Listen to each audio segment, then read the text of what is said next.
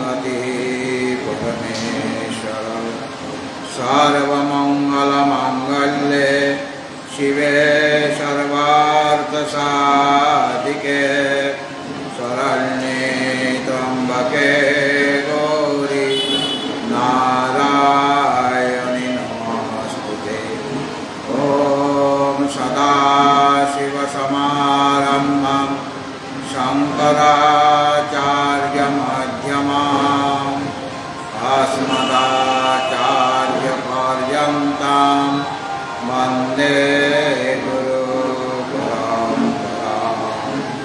हे कृष्ण करुणा सिन्धु दीनबन्धो जगत्पते गोपेश गोपिकान्त राधाकान्त नमोस्तुते। सुखे स्मृति पुराणानाम् आलयं करुणालयं नमामि भगवत्पादं शङ्करं लोकशङ्करम्। उपस्थित भक्तबृंद एवं আমার জননীয় ভগিনী,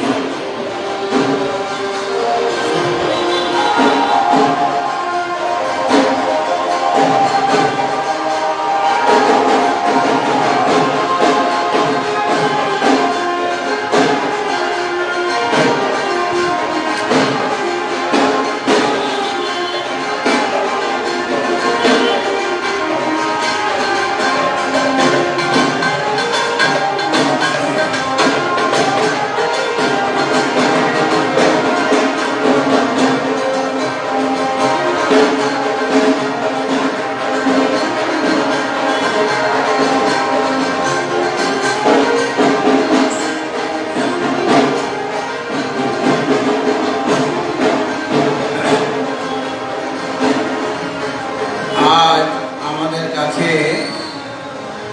একটি শুভ দিন। রাধারানীর আজ আবির্ভাব তিথি।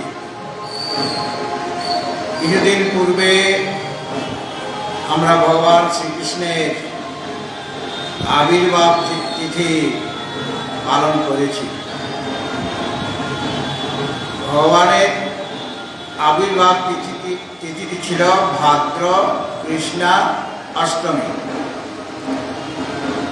আর রাধারানীর যে আবির্ভাব তিথি ভাদ্র শুক্লা অষ্টমী, একজন কৃষ্ণপক্ষে ভাদ্র কৃষ্ণা অষ্টমী রাত্রি 12টায়, আরেকজন ভাদ্র শুক্লা অষ্টমী দুপুর 12টায়, তাই না? তো রাধা রানীর আবির্ভাব, যখনই ভগবান শ্রীকৃষ্ণের আবির্ভাব হবে তখন রাধা রানীরও আবির্ভাব হবে। একটু দেরি হলো, 15 দিন দেরি হলো। রাধা ভগবান শ্রীকৃষ্ণের মা, যেখানে তিনি পালিত হয়েছিলেন। এমনিতে তো দেবকী হচ্ছেন ভগবান শ্রীকৃষ্ণের মাতা, কিন্তু পালিত হয়েছিলেন কার কাছে? মা যশোদার কাছে, তাই না? ভগবান শ্রীকৃষ্ণের মায়ের নাম হলো যশোদা। আর রাধা রানীর মায়ের নাম কি কে জানে? কীর্তিদা। একজন যশোদা আর একজন কীর্তিদা। কীর্তি আর যশের মধ্যে কোনো পার্থক্য আছে কি? কীর্তি মানেও যশ, তাহলে দুজনের মায়েই যশোদা হয়ে গেল। কীর্তিদা মানে যশোদা। মায়েরও সাদৃশ্য আছে।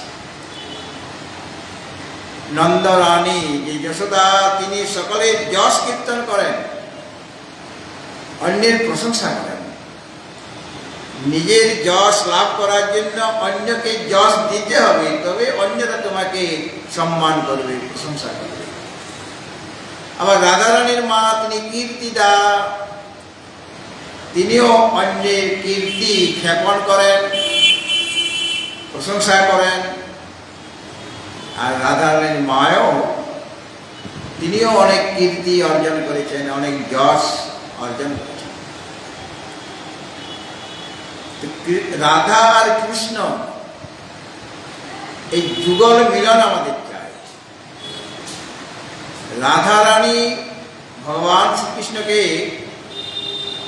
লাভ করার জন্য তিনি সতত তপস্যা করছেন, সতত ভগবানের কৃষ্ণের চিন্তন করছেন, এটাই তপস্যা। তাকে তিনি মনে প্রাণে ভালোবাসেন।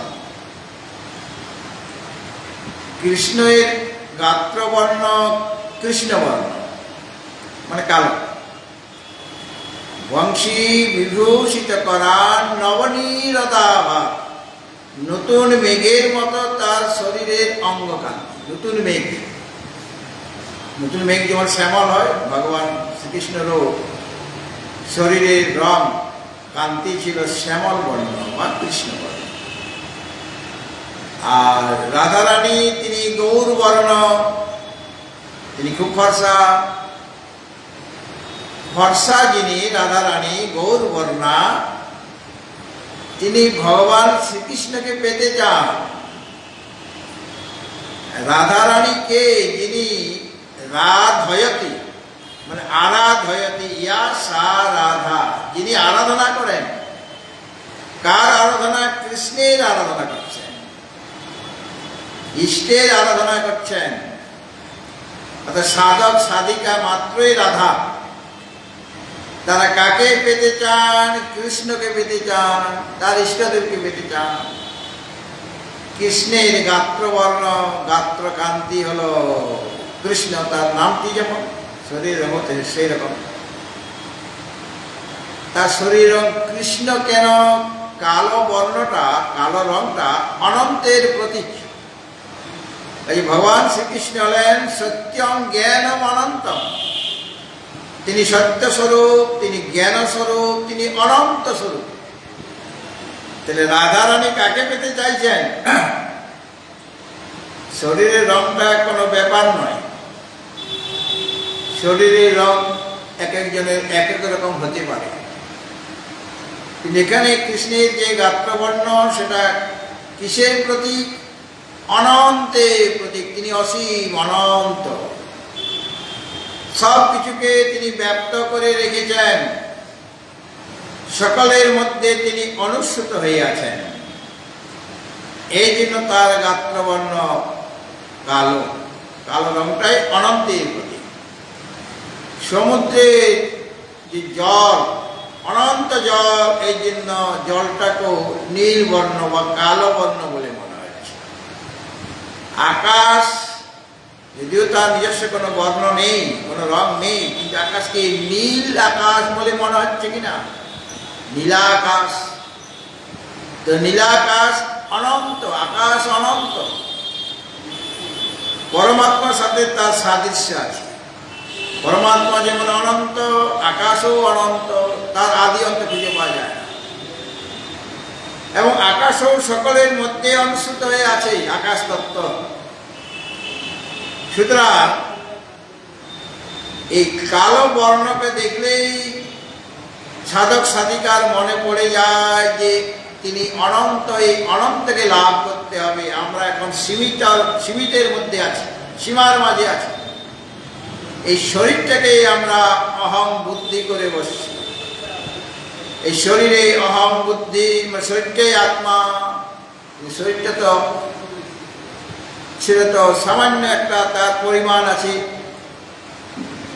কিন্তু যেহেতু শরীরে সে অহং বুদ্ধি করে ফেলেছে অজ্ঞানবশত, এই জন্য সে নিজেকে অন্তবান বলে মনে করছে। তার জন্ম আছে, তার মৃত্যু হয়ে যাবে, এরকম মনে করছে। কিন্তু আমরা কেউ জন্ম মৃত্যু চাই না। আমরা মৃত্যুকে অতিক্রম করতে চাই, আমরা মৃত্যুঞ্জয় হতে চাই, আমরা সেই অনন্তকে পেতে চাই। অনন্তকে না পেলে মানব জীবন সার্থক হবে না। এই জন্য রাধারানী তাকে লাভ করার জন্য প্রচেষ্টা করছেন, কিন্তু তার সামনে দুইজন বাধক হিসাবে দাঁড়িয়ে পড়েছে। রাধারানী আর কেউ নয়, স্বয়ং লক্ষ্মী দেবী। তিনি এখন রাধারানী হয়েছেন। আর ভগবান শ্রীকৃষ্ণকে স্বয়ং বিষ্ণু ভগবান তিনি অবতীর্ণ হয়েছেন। যদা যদা হি ধর্মস্য গ্লানির্ভবতি ভারত অভ্যুত্থানমধর্মস্য তদাত্মানং সৃজাম্যহম পরিত্রাণায় সাধূনাং বিনাশায় চ দুষ্কৃতাম ধর্ম সংস্থাপনার্থায় সম্ভবামি যুগে যুগে। ভগবান শ্রীকৃষ্ণ স্বয়ং নারায়ণ, ভগবান বিষ্ণু তিনি অবতার। আর রাধারানী হলেন লক্ষ্মী দেবী। ভগবান নারায়ণ লক্ষ্মী তারা দুজনেই রয়েছেন বৈকুণ্ঠে। আর একজন তিনি তপস্যা করছেন, গভীর কঠিন তপস্যা করছেন লক্ষ্মী দেবীকে পত্নী রূপে পাওয়ার জন্য।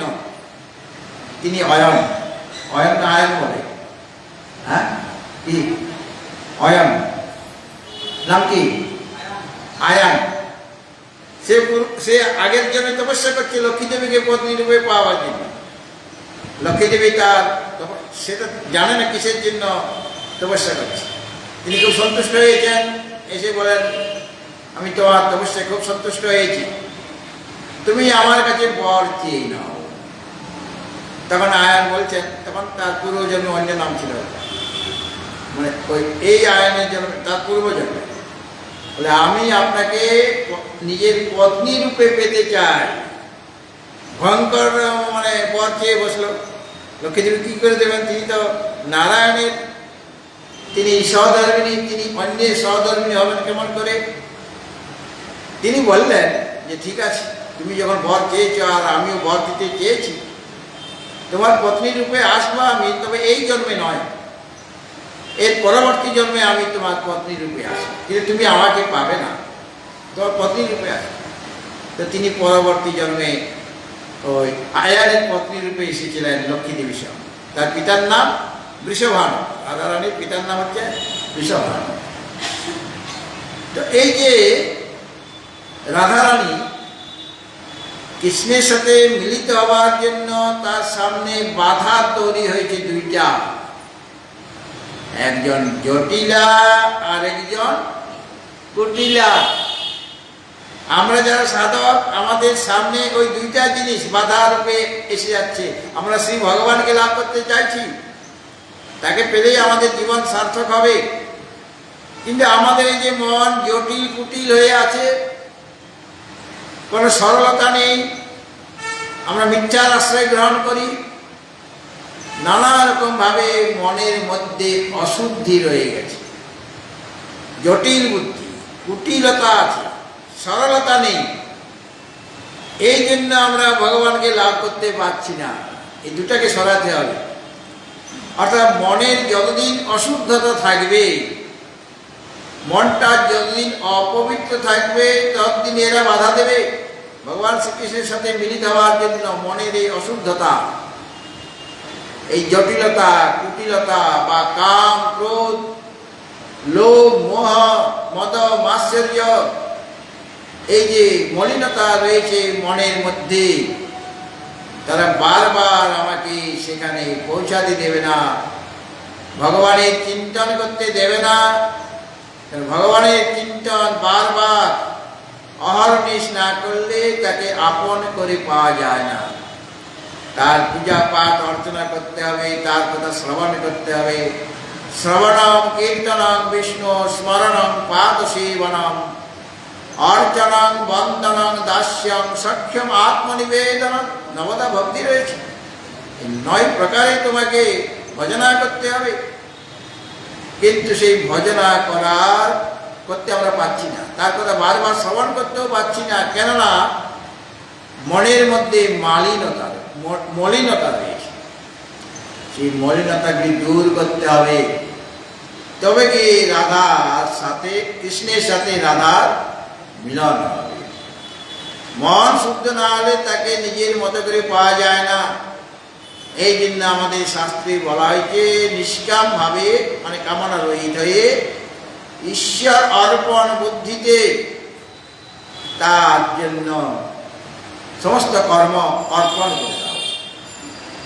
এইভাবে নিষ্কাম কর্ম করলে আমাদের মনের পবিত্রতা আসে, তারপর ভগবানের ভক্তি হবে, ভজনা করতে পারবো, তার দ্বারা আরো যেটুকু মলিনতা আছে সেটাও দূর হয়ে যাবে। নিষ্কাম কর্মের দ্বারা, ভগবানের ভজনার দ্বারা, তার ভগবানের শ্রীকৃষ্ণের সেবার দ্বারা আমার মন একদম পরিষ্কার হয়ে যাবে। যখনই পরিষ্কার হয়ে গেল তখন সদ্গুরু উপদেশ দিবেন কিভাবে ভগবানকে লাভ করা যায়। বারবার শ্রবণ, বারবার মনন, বারবার তুমি ধ্যানে মগ্ন হয়ে যাও, তার কথা বারবার শোনো, তার কথা তুমি মনন করো, চিন্তন করো, আর এক সময় তুমি তার ধ্যানে মগ্ন হয়ে যাও। তখনই তোমার হৃদয় দেশে যে ভগবান শ্রীকৃষ্ণ অব্যক্ত রূপে ছিলেন তিনি ব্যক্ত হয়ে যাবেন, তিনি প্রকট হয়ে যাবেন। তখনই হবে রাধা কৃষ্ণের যুগল মিলন। এই যে রাধা জন্মে জন্মে কৃষ্ণকে পেতে চাইছেন, তিনি তো নারায়ণ লক্ষ্মী দেবী, তিনি ভগবান বিষ্ণুকে পেতে চাইছেন জন্মে জন্মে। অর্থাৎ অনাদিকাল থেকে জীব আমরা সেই শ্রীকৃষ্ণ থেকে বিচ্ছিন্ন হয়ে গিয়েছি, বিচ্ছিন্ন হয়ে আমরা এই মৃত্যুযুক্ত সংসার সাগরে নিমজ্জিত হয়ে গিয়েছি। বিষয়টাকেই আমরা আপন বলে মনে করছি যে বিষয় পেলেই বোধহয় আমরা জীবনে শান্তি লাভ করব, আমার জীবন সফল হবে। কিন্তু বিষয়ের চিন্তন করলে আমাদের জীবন কোনোভাবেই শান্তি লাভ করা যাবে না, বরং দিন দিন অশান্তি পরিমাণটা বেড়ে যাবে। আর যখন গুরুর কৃপা হবে, গোবিন্দের কৃপা হবে, মহাপুরুষগণের কৃপা লাভ হবে, তখন আপনার সেই তার জন্য, ভগবানের জন্য কর্ম করতে ইচ্ছা জাগবে। যৎ করোষি যদশ্নাসি যৎ জুহোষি তদাসি যৎ তপস্যসি কন্তেয় তৎ কুরুষ্য মদর্পণম। ভগবান বলছেন আমাকে সব দিয়ে দাও, তুমি যা কিছু করছো, যা কিছু খাচ্ছ, যা কিছু তপস্যা বা দান করছো, সব আমাকে অর্পণ করো। আর অর্পণ করলেই গোবিন্দের কৃপা লাভ হবে, গুরুর কৃপা লাভ হবে। আর তখন আমাদের শুদ্ধ মনে ভগবান তিনি বিরাজিত হয়ে যাবেন। যদিও তিনি পূর্ব থেকেই বিরাজিত হয়ে আছেন, কিন্তু অপ্রকট রূপে রয়েছেন, তিনি আমাদের কাছে প্রকট হয়ে যাবেন। এইভাবে রাধা রানী মানে সাধক সাধিকা তাকে পেতে চাইছেন, প্রতি জন্মে তাকে পেতে চান। আর একবার তাকে লাভ হয়ে গেলে আর আমাদের এই শরীর ধারণ করতে হবে না, এই সংসারে আর আসতে হবে না, আমরা মোক্ষপদ লাভ করব। কেননা ভগবান নিজেই বলেছেন আব্রহ্ম ভুবনাল্লোকা পুনরাবর্তিনো অর্জুনা মাম উপেত্যতু কন্তেয় পুনর্জন্ম ন বিদ্যতে। তুমি যেখানেই যাও না কেন, ব্রহ্মলোকে বা স্বর্গলোকে, সেখান থেকেই তোমাকে আবার ফিরে আসতে হবে। কিন্তু যারা আমাকে একবার লাভ করবে, মাম উপেত্যতু কন্তেয় পুনর্জন্ম ন বিদ্যতে, পুনরায় জন্ম হবে না, মানে তিনি মুক্ত হয়ে যাবেন। এই জন্য রাধা কৃষ্ণের মধ্যে যে প্রেম আছে, যে ভালোবাসা আছে,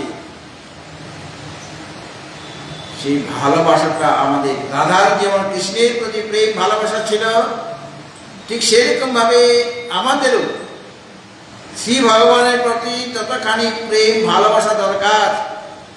জীবনের প্রয়োজন, অন্যকে ভালোবাসতে না পারলে যেমন তাকে আপন করে পাওয়া যায় না, ঠিক সেরকম ভাবে শ্রী ভগবানকেও মনে করতে হবে তিনি আমার পরম প্রেমাস্পদ, তিনি প্রিয়তম, তাকে পেলে আমার জীবন ধন্য হয়ে যাবে। সেইভাবে তোমাকে এগিয়ে যেতে হবে। যত তার প্রতি প্রেম ভালোবাসা বৃদ্ধি পাবে। প্রেম ভালোবাসা জাগার জন্য তার কথা বারবার শুনতে হবে। আমরা যার কথা বারবার শুনি তার প্রতি একটা ভালোবাসা জন্মে যায়। সুতরাং কোনো সাংসারিক কোনো ব্যক্তি বা ব্যক্তির জন্য তোমার ভালোবাসার প্রয়োজন নেই। তুমি যিনি দিব্য পুরুষ, যিনি সংসার নিয়ন্ত্রণ করছেন, আর যার থেকে এই সংসারের এই জগৎ প্রপঞ্চের উৎপত্তি, স্থিতি এবং লয় হচ্ছে, সৃষ্টি স্থিতি লয় যার প্রভাবে, যার মহিমায় হচ্ছে, যিনি জগৎপতি, যিনি জগন্নাথ, যিনি বিশ্বনাথ, তার প্রতি যেন আমার প্রেম হয়। এখানে মা অন্নপূর্ণা রয়েছেন। ভক্তরা বলেন, মাতা মে পার্বতী দেবী, পিতা দেব মহেশ্বর, বান্ধবা শিব ভক্তাশ্চ, স্বদেশ ভুবনত্রয়ম। আসলে আমার মা জগৎ জননী যিনি, তিনি আমার মা। মা সারদা বলতেন, আমি সতেরো মা আর অসতেরো মা। এই সংসারে সৎ ব্যক্তিও আছে, অসৎ ব্যক্তিও আছে, কিন্তু মায়ের মনটা, মা সারদার মনটা কত উদার।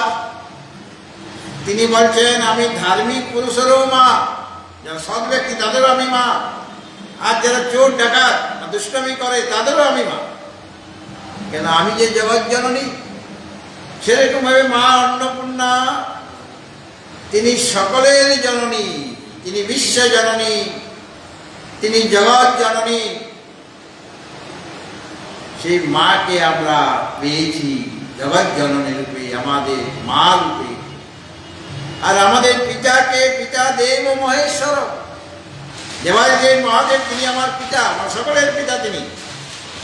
তমেব মাতা চ পিতা তমেব, তমেব বন্ধুস্য সখা তমেব, তমেব বিদ্যা দ্রবিণাং তমেব, তমেব সর্বং মম দেব দেব। তুমি এই সব, তুমি সখা, তুমি বন্ধু, তুমি বিদ্যা, তুমি ধন, তুমি এই সব কিছু আমার জীবনে। এই ভাবটা আমাদের নিয়ে আসতে হবে। যিনি এই সংসার পরিচালিত করছেন, তিনি আমার মাতা, তিনি আমার পিতা, তিনি আমার বন্ধু, তিনি আমার সখা, তিনি আমার সর্বস্ব। এই ভাবটা নিয়ে আমাদের এই যে অনেক সৌভাগ্যের ফলে, অনেক পুণ্যের ফলে এই যে মানব শরীর লাভ করেছি, কেবল ভোগ করার জন্য নয়, ভোগ করার জন্য নয় এই জীবনটা, ত্যাগ করার। ভোগ তো অনেক অনেক জন্মে আমরা ভোগ করেছি, শব্দ স্পর্শ ইত্যাদি বিষয়ের ভোগ আমাদের অনেক হয়েছে।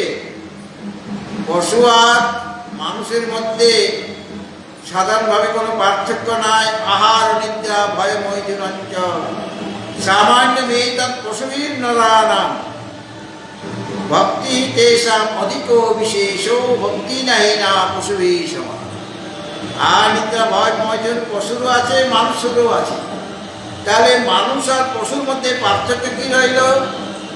না, পশুরা ভক্তি করতে পারে না, ভগবানের ভজনা করতে পারে না, আর মানুষ ভগবানের ভজনা করতে সক্ষম। তারা ইচ্ছা করলে ভগবানের ভজনা করতে পারে। তাদের শরীরটা এরকম ভাবে তৈরি হয়েছে ভগবানের ভজনা করার জন্য, ভগবত জ্ঞান লাভ করার জন্য, ভগবানের জন্য সমস্ত কর্ম করার জন্য, ভগবানের প্রীতির জন্য কর্ম করার জন্য এই মানব শরীর ভগবান কৃপা করে আমাদের দিয়েছেন। অনেক সৌভাগ্যের ফলে এই মানব শরীর পেয়েছি। সুতরাং এই শরীর, এই মানব জীবন, এই মানব শরীর যেন ব্যর্থ হয়ে না যায়, যে কারণে এই শরীর পাওয়া গেছে, অনেক সুকৃতির ফলে পাওয়া গেছে। কাজে আমাদের জীবনটা যেন ধর্মময় বা ভক্তিময় হয়ে ওঠে। আমরা যেন সর্বদাই ভগবানের ভজনা করতে সক্ষম হই, আর ভগবানের চিন্তা চিন্তন করতে করতে একদিন ভগবৎ স্বরূপ লাভ হয়ে যাবে। আমরা যার চিন্তন করব, রাধারানী সর্বদাই শ্রীকৃষ্ণের চিন্তন করেছেন, তো তিনি শ্রীকৃষ্ণ স্বরূপ হয়ে গিয়েছেন। রাধারানী স্বয়ং শ্রীকৃষ্ণ হয়ে গিয়েছেন। রাধারানীকে ছেড়ে তিনি চলে গেলেন মথুরায়। আরো যারা গোপ গোপী ছিল তাদের ছেড়ে তিনি মথুরায় চলে গেলেন। কিন্তু সেখানে গেলেও যারা যে গোপিনীরা ছিল তারা বলছেন, তুমি চলে যাচ্ছ ঠিকই, কিন্তু আমার হৃদয় থেকে তুমি কি বেরিয়ে যেতে পারবে? আমরা তোমাকে হৃদয়ের মধ্যে স্থাপন করে রেখেছি। বাহ্যিকভাবে তুমি মথুরায় যাও বা অন্য কোথাও যাও, তাতে আমাদের কিছু যায় আসে না। আমাদের এখানে তো আমাদের কাছে শ্রীকৃষ্ণ আছে, সকলের কাছে শ্রীকৃষ্ণ আছে। তাদের অন্তঃকরণে বা আমাদের সকলের হৃদয়ের মধ্যে তুমি যে বসে আছো, সেখান থেকে তুমি বেরিয়ে যেতে পারবে না। তোমাকে নিয়ে যেতে এসেছে সে ধ্বংসবধ করার জন্য। তুমি যাও, সেখানে তুমি নানা রকম ভাবে থাকবে, সেখানে ভালোভাবে থাকবে, কিন্তু আমরা কিন্তু কৃষ্ণ ছাড়া হব না। তুমি আমাদের হৃদয়ে নিবাস করছো, সকলেই বলছে। তারা রথের চাকা ধরে রেখেছে, যেতে দেবে না তাকে। সামনে কেউ শুয়ে পড়ছে, কিন্তু সমস্ত বাধা অতিক্রম করে কৃষ্ণ তো যাবেনি। বলরাম যাবেন, বলরাম আর কৃষ্ণকে নেবার দিন এসেছে। তারা যাচ্ছে, রথকে তারা বাধা দিতে পারল না, চেষ্টা করেছিল। তখন তারা বললেন যে আমাদের তুমি আমাদের হাত ছাড়িয়ে চলে যাচ্ছ, তোমাকে ধরতে চাইছি, তুমি হাত ছাড়িয়ে চলে যাচ্ছ, তোমার হাতের অনেক জোর আছে। আমরা দুর্বলা অবলা বলে আমাদের শক্তি কম, তুমি আমাদের হাত ছাড়িয়ে চলে যাচ্ছ, কিন্তু আমার হৃদয় থেকে বেরিয়ে যাও দেখি একবার। তোমার কতখানি ক্ষমতা আছে, আমার হৃদয় থেকে বেরিয়ে যাও। ভগবান হৃদয় থেকে বেরিয়ে যেতে পারলেন না। ওই রাধা রানী কৃষ্ণ যুগল মিলন সর্বদাই হচ্ছে। তিনি বাইরে চলে গেছেন, আর ফিরে আসেননি বৃন্দাবনে। একবার দেখা হয়তো সেই কুরুক্ষেত্রে গ্রহণ স্নান করার জন্য রাধা রানী গিয়েছে। শ্রীকৃষ্ণ এসেছিলেন, কিন্তু ওই সেখানে রাধারানীর সাথে দেখা হয়েছে ঠিকই, কিন্তু কথাবার্তা সেরকম হয়নি। কিন্তু রাধা রানীর মন থেকে কৃষ্ণ বেরিয়ে যেতে পারেননি। সর্বদাই তাদের মধ্যে যুগল মিলন হচ্ছে।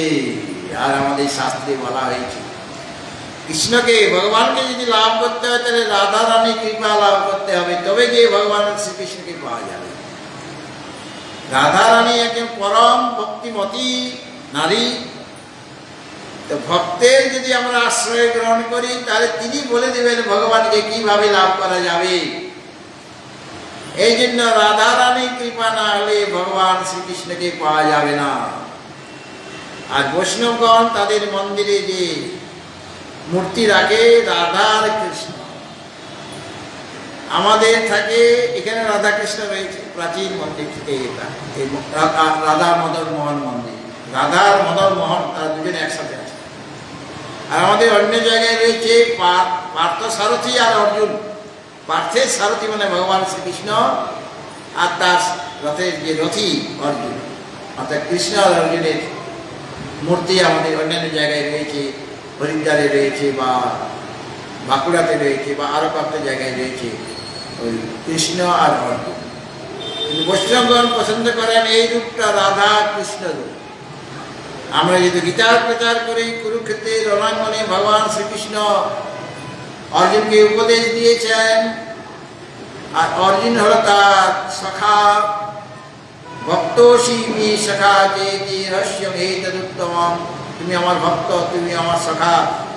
এই জন্য তোমাকে গুহ্যতম যে গোপন রহস্য, যেটা আমি সূর্যকে বলেছিলাম, সূর্য তার পুত্র মনু, মনু তার পুত্র ইক্ষ্বাকু, এইভাবে পরম্পরা ক্রমে রাজর্ষিগণ লাভ করেছিলেন।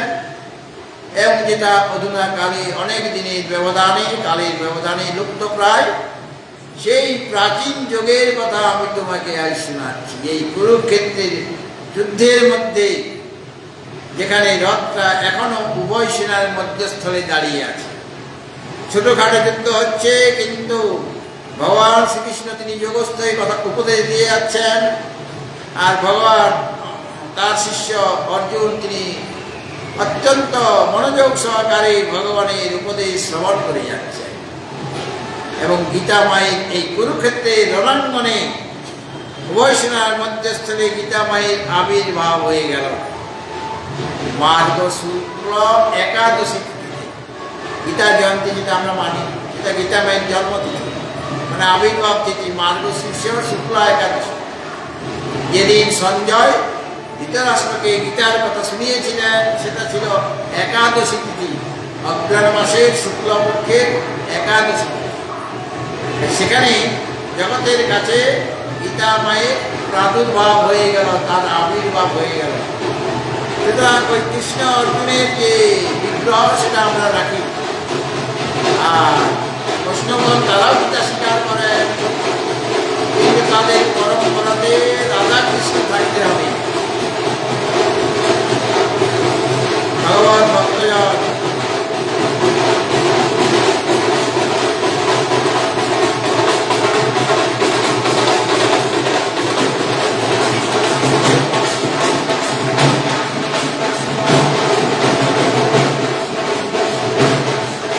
রাধা কৃষ্ণ আর কৃষ্ণ অর্জুনের মধ্যে কোনো পার্থক্য নেই।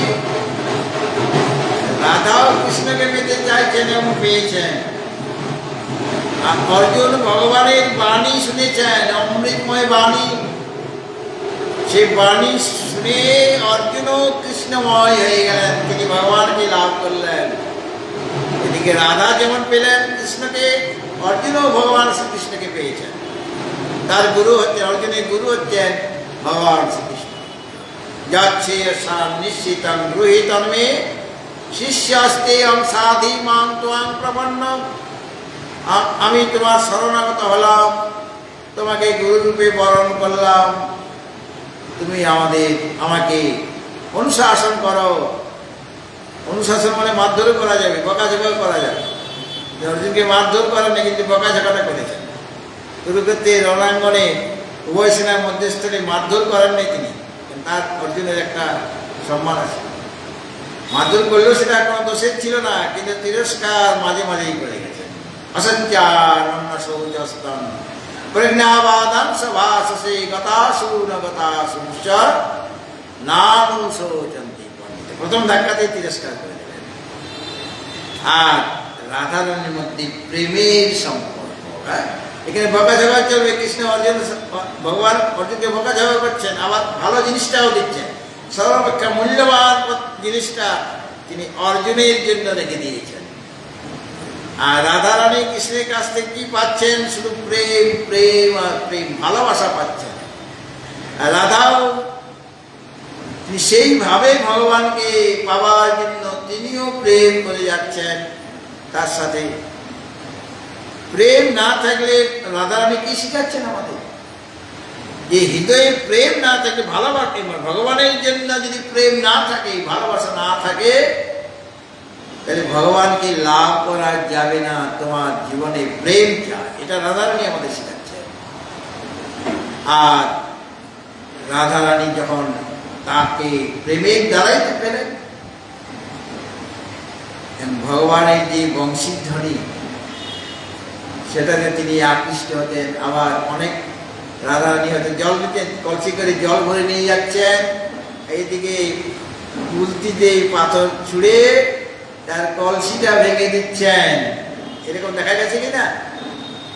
সব জল পড়ে যাচ্ছে।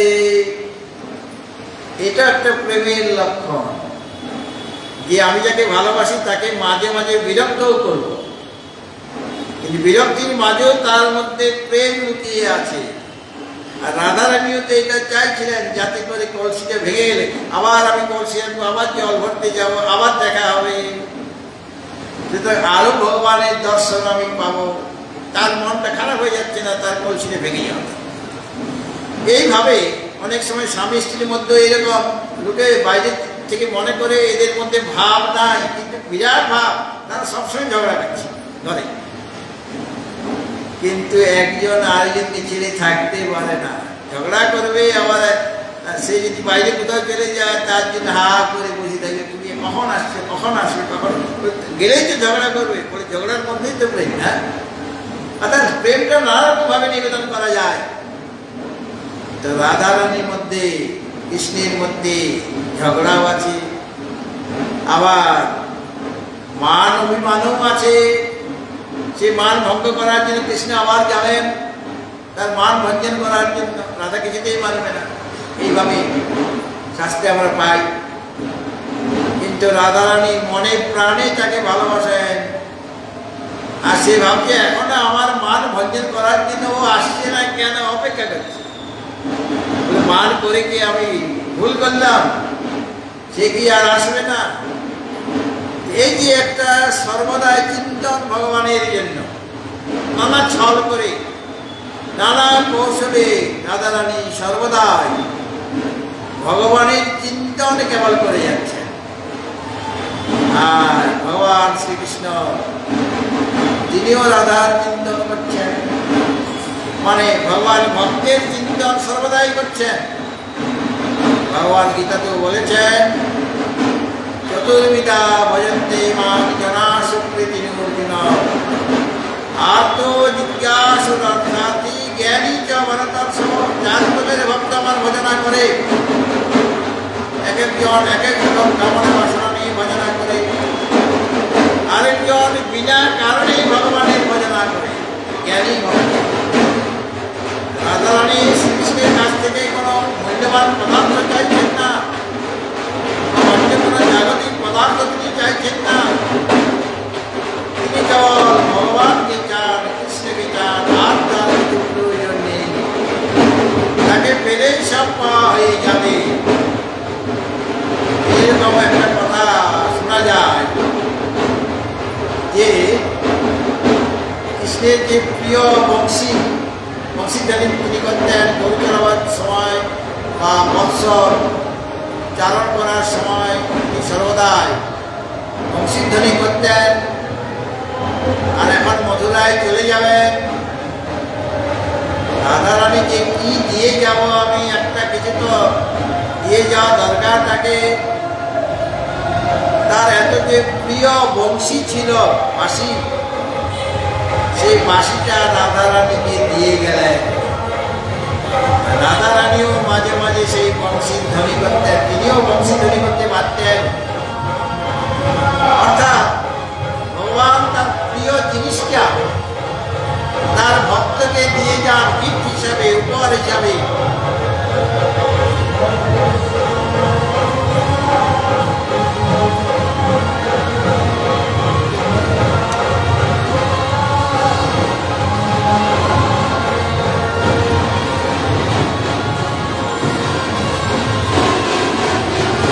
ভগবান আমাকে আমার প্রেমে আমার ভক্তিতে সন্তুষ্ট হয়ে আমাকে কি দেবেন? মচ্চিত্তা মদ্গতা প্রাণা বোধয়ন্তা পরস্পরম তথান্তস্য মাম চিত্তং তুষ্যন্তি চ রমন্তি চ।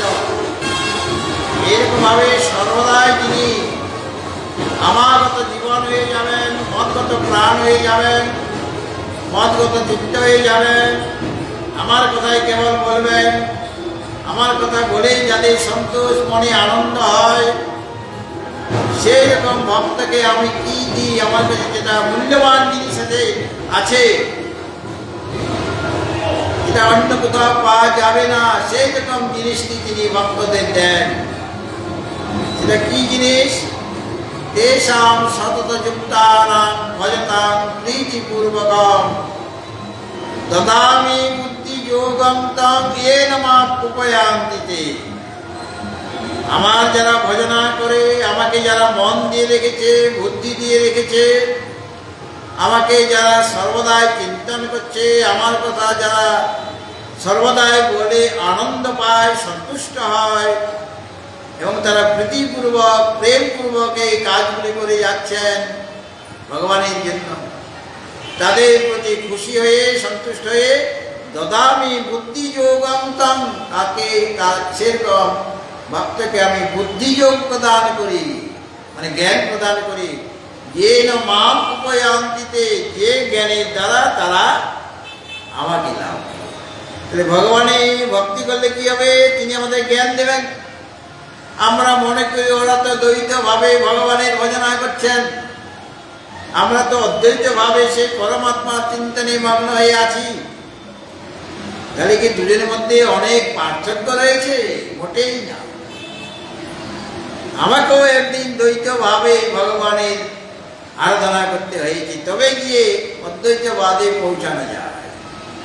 তো যারা আজকে দ্বৈত ভাবে অনেক বৈষ্ণব মন্দিরে বা আশ্রমে সেখানে খুব ধুমধাম সহকারে রাধা রানীর আবির্ভাব তিথি পালন করা হচ্ছে, যেমনভাবে ভগবান শ্রীকৃষ্ণের আবির্ভাব তিথি তারা ধুমধাম সহকারে পালন করেছেন, আজকে তারা রাধা রানীরও আবির্ভাব তিথিটি খুব সুন্দরভাবে পালন করেছেন। জগন্নাথ বাড়িতে আজকে গিয়েছিলাম, দেখে আসলাম তাদের প্রস্তুতি। আর এইভাবে ভগবানের ভজনা করতে করতে রাধা, যার কৃপা পেলে ভগবানকে লাভ করা যায়, কৃষ্ণকে পাওয়া যায়, দুজনকে একসাথে আমরা ভজনা করছি, রাধা এবং কৃষ্ণের ভজনা সেবা করছি। এর দ্বারা কি হবে? এই দুজনে মিলে তখন বুদ্ধিযোগ প্রদান করবেন, মানে জ্ঞান দেবেন। আমি করছিলাম ভক্তি, কিন্তু সে গোবিন্দের কৃপায় আমি জ্ঞান লাভ করলাম।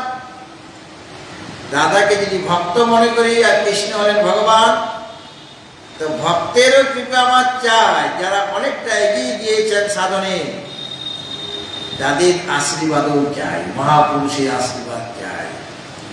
আর কি তারা কি আশীর্বাদ দেবেন? ভগবান শ্রীকৃষ্ণকে কিভাবে লাভ করা যাবে, পথটা দেখাবেন। তারা যে পথে গিয়েছেন সেই পথটা তারা দেখিয়ে দেবেন তোমাকে। এই জন্য বলা হয় রাধা রানীর কৃপা হলে ভগবানকে লাভ করা যাবে। মানে ভক্তের কৃপা চাই, মানে মহাপুরুষের কৃপা চাই, সৎ গুরুর কৃপা চাই, তবেই গোবিন্দকে লাভ করা যাবে। আর গোবিন্দ তখন ওই দদামি বুদ্ধি যোগম তম ইয়েন মাম উপয়ান্তি, তিনি আমাদের অজ্ঞানরূপ যে অন্ধকার, সে অন্ধকারকে জ্ঞানের আলোকের দ্বারা উদ্ভাসিত করে দেবেন। এই জন্য ভগবান শ্রীকৃষ্ণের আবির্ভাব, এই কারণে রাধা রানীর আবির্ভাব, হৃদয়ের মধ্যে প্রেম জাগিয়ে তোলার জন্য রাধা রানীর আবির্ভাব। আর কৃষ্ণ ভগবান সেই ভক্তিকে কিভাবে জ্ঞানে রূপান্তরিত করা যায় তার পদ্ধতি শিখাবে। ভক্তির জ্ঞানায় কল্পতে, ভগবানের ভজনা না করলে, ভগবানের ভক্তি না থাকলে জ্ঞান লাভ করা যায় না, আত্মজ্ঞান লাভ করা যাবে না। সুতরাং তোমাকে ভগবানের দ্বৈত ভাবও ভজনা করতেন। গুরুদেব এই কাছে যখন কোনো শিষ্য আসে, তাদের রুচি অনুসারে পঞ্চদেবতার উপাসনার মধ্যে যে কোনো একজনের মন্ত্র, দীক্ষা মন্ত্র দেওয়া হয়, ইষ্ট মন্ত্র দেওয়া হয়। সূর্য ভগবান, সূর্যের প্রত্যক্ষ দেবতা গণেশ ভগবান, তিনিও পঞ্চদেবতার মধ্যে একজন। আর শিব, শক্তি আর নারায়ণ, এই পঞ্চ দেবতা রয়েছে। শিব, শক্তি, শক্তি মানে শক্তির যে কোনো রূপ, আর নারায়ণ, আর নারায়ণের বিভিন্ন রূপ, রাম রূপ, কৃষ্ণ, ওর সব নারায়ণ, বা গোপাল রূপ, বা রামচন্দ্রের যে বাল্যকালের যে রূপ, সেটা অনেকেই তার ভজনা করে থাকেন। সুতরাং যখন আমরা ভগবানের ভজনা করি ভক্তি ভরে, তখন ভগবান আমাদের প্রতি কৃপা করেন। গীতাতেও তিনি বলেছেন, তমেব শরণং গচ্ছ সর্বভাবেন ভারত, তৎপ্রসাদাৎ পরাং শান্তিং স্থানং প্রাপ্স্যসি শাশ্বতম।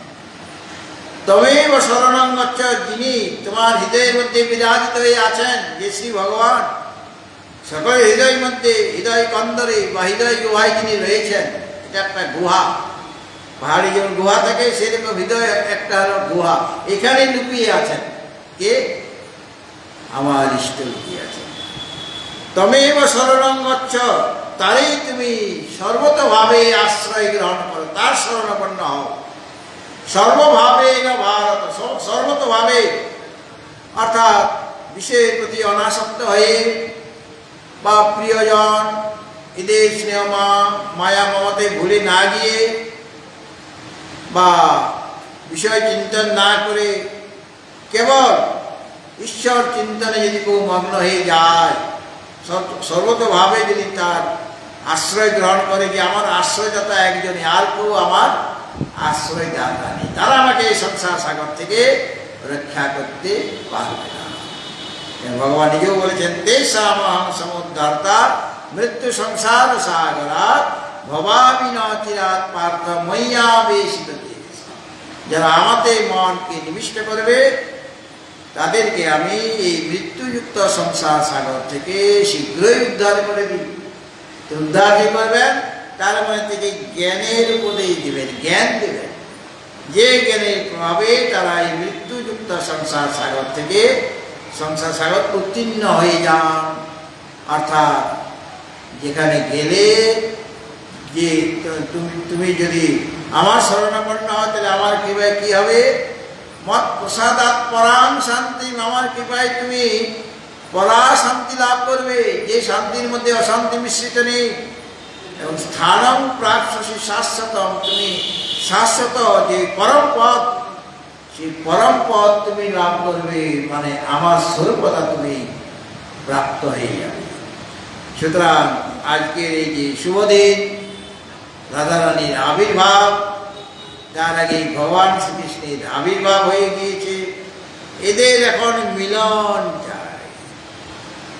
এই মিলনটিকে উপনিষদের মিলনের মতো পরমাত্মা আর জীবাত্মার মিলন।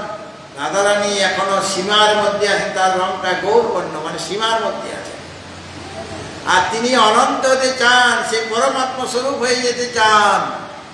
সুতরাং তাদের যখন মিলন হবে, যুগলের মিলন, কৃষ্ণের সাথে রাধার মিলন, মানে পরমাত্মার সাথে জীবাত্মার মিলন হয়ে গেল। এই যুগল মিলন না হলে কীর্তন সম্পূর্ণ হয় না। তারা যে পালা কীর্তন করে শেষে আবার যুগল মিলনের গানটা গাইতে হবে, তবে গিয়ে পালা কীর্তনটা মানে সম্পূর্ণ পূর্ণ হলো। তা আমাদের জীবনও যুগল মিলন চাই, পরমাত্মার সাথে জীবাত্মার মিলন, মানে একতা চাই। সেটা ভগবানের কৃপায়, গুরুর কৃপায় লাভ করা আমাদের পক্ষে সম্ভব হতে পারে। ভগবত ভক্তজন, এই হলো রাধারানী তত্ত্ব, এটার সাথে মিশে আছে কৃষ্ণ তত্ত্ব। আমি একটা জায়গায় যাই, মেদিনীপুরের নাম শুনেছেন আপনারা? পশ্চিমবঙ্গের মধ্যে একটা ডিস্ট্রিক্ট। এই মেদিনীপুর জেলাটা যত বড় তত বড় আপনাদের ত্রিপুরা শহরটাও নয়, মানে ত্রিপুরা যে রাজ্যটা নয়, ত্রিপুরা রাজ্য, ত্রিপুরা রাজ্য একটা ছোট রাজ্য, কিন্তু এখানে যে প্রাকৃতিক পরিবেশ এই ত্রিপুরা, আমরা তো শহরে আছি বলে বুঝতে পারছি না, গ্রাম একটু বাইরে গেলেই বোঝা যায়, পাহাড় পর্বত জঙ্গল লেক, প্রাকৃতিক দৃশ্যে পরিপূর্ণ এই ত্রিপুরা শহর। আর এখানে পরিপূর্ণ রূপে রয়েছেন ত্রিপুরেশ্বরী, উদয়পুরে রয়েছেন তিনি, তার কৃপা আমরা লাভ করছি সর্বদাই। তিনি আমাদের রক্ষা করে যাচ্ছেন, ত্রিপুরাবাসীকে রক্ষা করছেন ত্রিপুরেশ্বরী। আর কমলা সাগর, মানে কি বলে, কমলা সাগর বলে, সেখানে মা রয়েছে। হ্যাঁ, মা ছড়াছড়ি এখানে ত্রিপুরায়। আবার এক কম কোটি দেবতা, কোটি হতে একটা কম, কোন কোটি দেবতা, সেই বিরাট পাহাড় গাত্রে সেই দেবতাদের ছবি রয়েছে, মূর্তি রয়েছে, পাহাড় কেটে কেটে করা হয়েছে। সেই পাহাড় বিরাট, আপনি ঘুরে শেষ করতে পারবেন না। হ্যাঁ, আবার চতুর্দশ দেবতাও এখানে রয়েছেন এই ত্রিপুরা রাজ্যে, মানে আগরতলাতেই রয়েছে। একজন আটজন নয়, 14 জন দেবতা আপনাদের রক্ষা করছেন ত্রিপুরাবাসীকে। এদিকে মা রক্ষা করছেন, এদিকে কমল সাগরের মা রক্ষা করছেন, চতুর্দশ দেবতা রয়েছেন, তারা রক্ষা করছেন আমাদের। আরো অনেক অনেক দেব দেবী এখানে বিরাজিত হয়ে আছে। ত্রিপুরা খুব পবিত্র মানে রাজ্য, এখানে নিবাস করাটা অনেক ভাগ্যের ব্যাপার। এখানে রবীন্দ্রনাথ ঠাকুর এসেছিলেন এই ত্রিপুরায়, আর সেই রাজাদের সাথে তিনি ঘনিষ্ঠ হয়েছিলেন।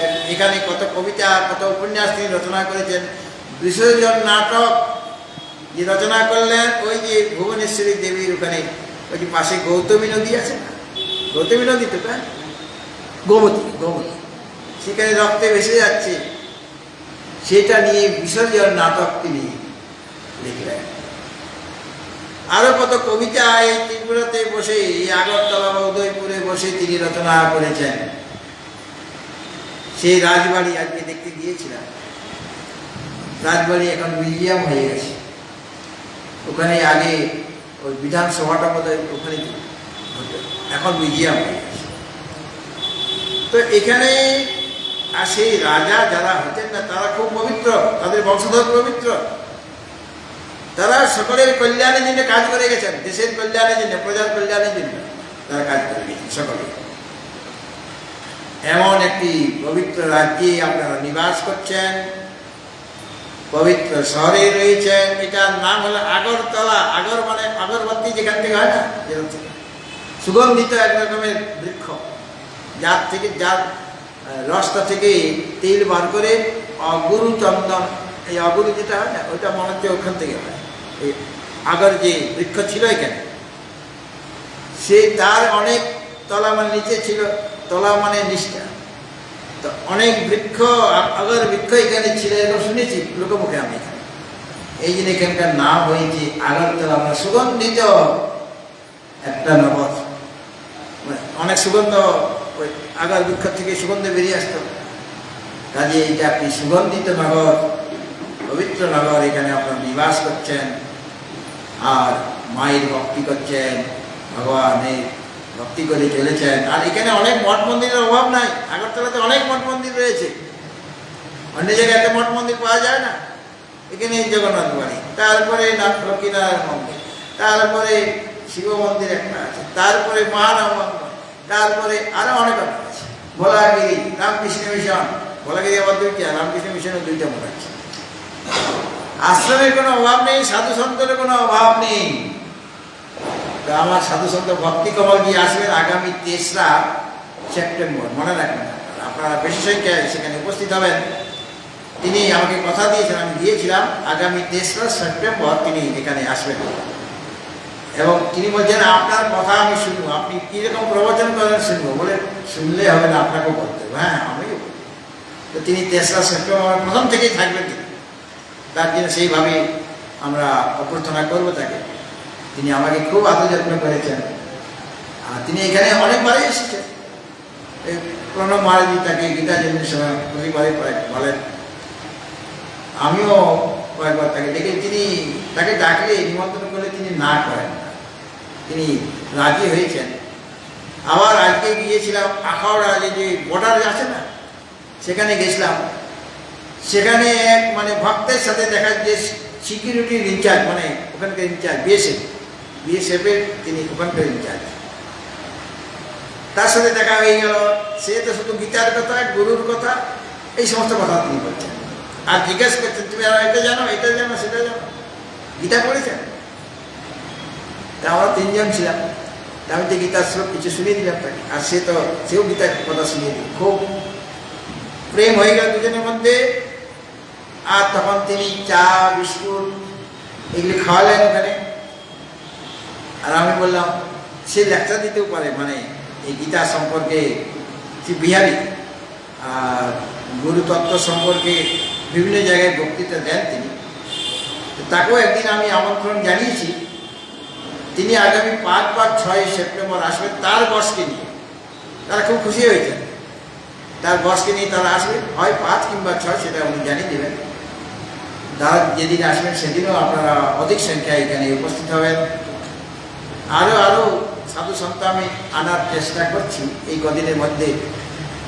যদি তারা স্বীকৃত হন, তাহলে আরও অন্যান্য সাধুদেরও, সন্ত মহাত্মাগণ, এখানে অনেক বড় বড় সন্ত রয়েছেন, তাদের আনার আমি চেষ্টা করব। ভগবত ভক্তজন, আজকে তো রাধারানীর কথা বলতে গিয়ে গীতা শ্লোকগুলি পাঠ হয়নি।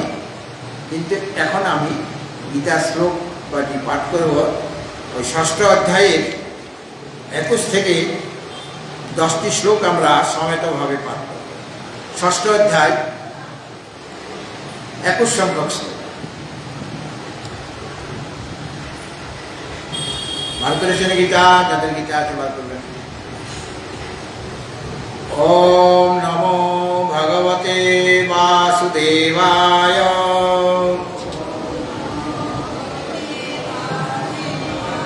अथ श्रीमद्भगवद्गीता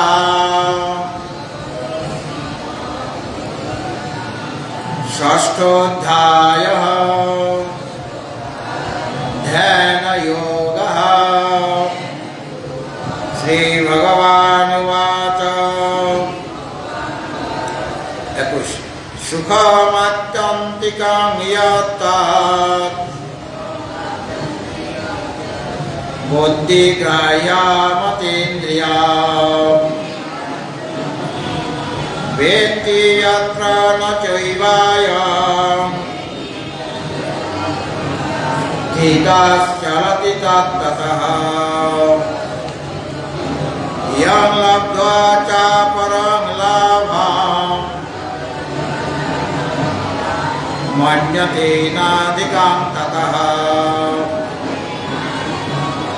यस्मिन् स्थितो न दुःखेन गुरुणापि विचाल्यते तं विद्या दुःखसंयोगा योगसंहिता सा निश्चयेन युक्तव्यो योगो निर्विण्णचेतसा संकल्प प्रवान् कामान् त्यक्त्वा सर्वान् शेषतः मनसैवेन्द्रियग्रामम् विनियम्य समन्ततः शनैः शनैरुपरमेत् बुद्ध्या धृति गृहीतया आत्मसंस्थं मनः कृत्वा न किञ्चिदपि चिन्तयेत् यतो यतो निश्चरति मनः चञ्चलमस्थिरा ततस्ततो नियम्येत आत्मन्येवावसानयेत् प्रशान्तमनसा येन योगिनां सुखमोत्तमम् उपैति शान्तरजसा ब्रह्मभूतामकल्मषा युञ्जन्नेवं सदात्मानं योगी विगतकल्मषः सुखेन ब्रह्मसंस्पर्शः अत्यन्तं